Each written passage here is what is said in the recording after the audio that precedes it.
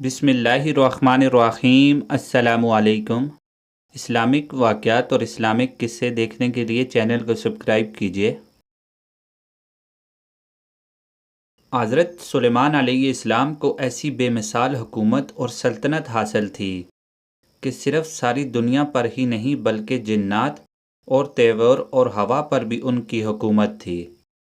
مگر ان سب سامانوں کے باوجود موت سے ان کو بھی نجات نہ تھی، اور یہ موت تو مقرر وقت پر آنی تھی۔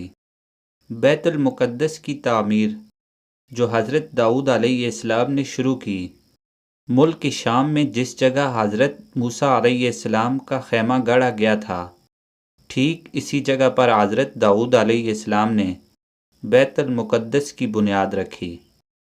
مگر عمارت پوری ہونے سے قبل ہی حضرت داؤد علیہ السلام کی وفات کا وقت آن پہنچا، اور آپ نے اپنے فرزند حضرت سلیمان علیہ السلام کو اس عمارت کی تکمیل کی وصیت فرمائی۔ چنانچہ حضرت سلیمان علیہ السلام نے جنوں کی ایک جماعت کو اس کام پر لگایا، اور عمارت کی تعمیر ہوتی رہی۔ جنات کی طبیعت میں سرکشی غالب تھی۔ حضرت سلیمان علیہ السلام کے خوف سے جنات کام کرتے تھے۔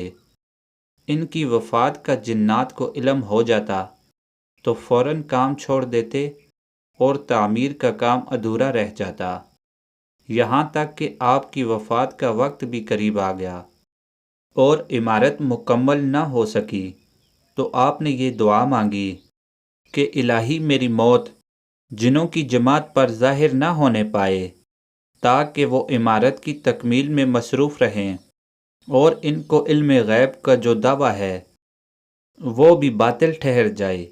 یہ دعا مانگ کر آپ محراب میں داخل ہو گئے اور اپنی عادت کے مطابق اپنی لاٹھی ٹیک کر عبادت میں کھڑے ہو گئے، اور اسی حالت میں آپ کی وفات ہو گئی۔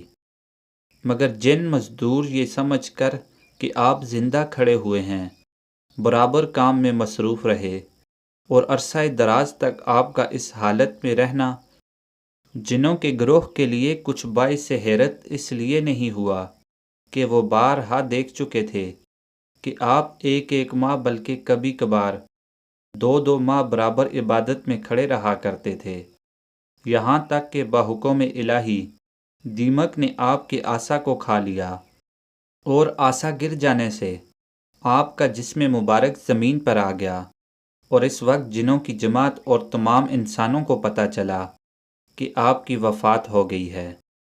قرآن مجید میں اللہ تعالیٰ نے اس واقعہ کو ان لفظوں میں بیان فرمایا ہے۔